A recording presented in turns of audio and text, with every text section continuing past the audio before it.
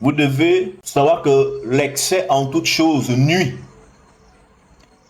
Trop de connaissance est un signe de malédiction. Un homme qui connaît trop est un homme maudit. C'est pourquoi est-il écrit que celui qui augmente sa science augmente sa douleur. Il augmente son malheur. La connaissance est une malédiction. La connaissance tue. La connaissance asphyxie. Bon, moi par exemple, moi je vis quasiment seul, hein, mais je ne me plains pas de cette solitude. Je jouis avec mes entités. Mais c'est un choix de vie qui implique des sacrifices, qui implique l'abandon de choses qui nous réjouissaient le cœur, des choses qui égayent la chair. Donc à ce niveau d'évolution de connaissance, il y a déjà la mort qui s'implique, qui s'invite. Mais à quel moment la connaissance tue-t-elle? La connaissance tue lorsqu'elle est en excès. C'est pourquoi le peuple kamite a reçu la malédiction parce qu'ils ont trop de connaissances. Ils n'ont pas été maudits parce que Kam aurait vu son père nu. Non, ça c'est des conneries. La malédiction kamite est une malédiction de connaissance. Ils connaissent beaucoup de choses parce que c'est eux qui ont reçu les habits ritueliques de Adama. C'est eux qui ont reçu les habits, c'est eux qui ont ça. C'est pourquoi ils sont plus noirs même que nous les Bantous. Parce qu'ils ont les habits d'Adam. Ils ont les reliques de Adam. Adamou. Ils connaissent. Et la science des Bantous leur vient des Kamites. Parce que les Kamites sont la mère des Bantous. C'est eux qui ont façonné ce peuple. C'est pourquoi à une dimension donnée, les Bantous sont Kamites. Parce que leur mère c'est Kama. C'est pourquoi au sorti de l'Égypte du Nord, quand le peuple Israël traverse la mer Rouge, c'est exactement la façon que les spermatozoïdes traversent les compartiments rougeâtres du vagin pour atteindre l'autre rivage qu'on appelle l'ovule et créer un nouveau peuple, sinon créer un nouvel enfant. C'est exactement le même cheminement. Et Israël naît après la sortie d'Égypte. En Égypte, il n'y a pas de juifs, il n'y a pas d'hébreux. Au sens qu'on entendrait aujourd'hui, il n'y a pas de peuple élu. Il y a un peuple qui est là, qui travaille, qui vit avec les autres, mais qui n'est pas en esclavage, comme l'enseignent les théologies de ces individus-là qui n'ont aucune connaissance ancestrale, parce que voulant justifier l'escroquerie et le mensonge qu'ils prêchent, il n'y a jamais eu d'esclavage en Égypte.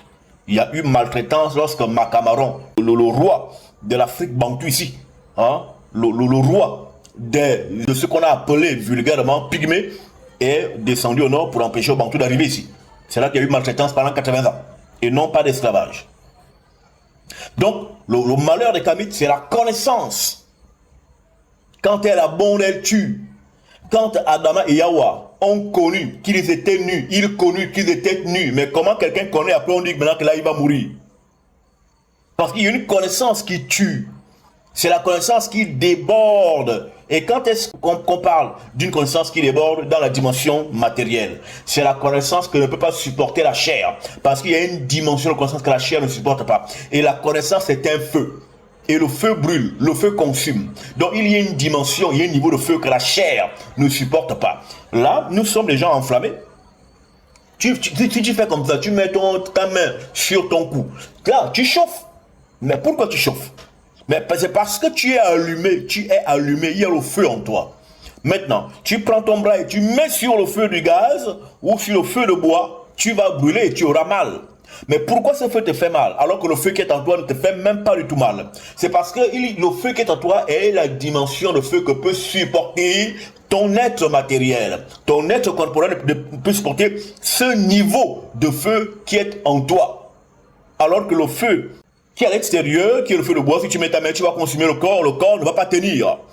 C'est exactement cela avec la connaissance. Quand tu as un niveau de connaissance qui déborde, donc un feu, une lumière qui dépasse la capacité que le corps peut et doit supporter, alors vous mourrez, voilà, vous mourrez parce que le corps n'a pas tenu. C'est cette connaissance qui tue. C'est pourquoi, au moment, Manoman, Salomon disait, Ne sois pas bon jusqu'à l'excès et ne sois pas mauvais jusqu'à l'excès. Pourquoi te détruirais-tu? Tout excès nuit. Donc quand tu as trop de connaissances, tu es mort. Quelqu'un me dira, t'en mais toi aussi tu connais beaucoup, donc du coup tu es déjà mort.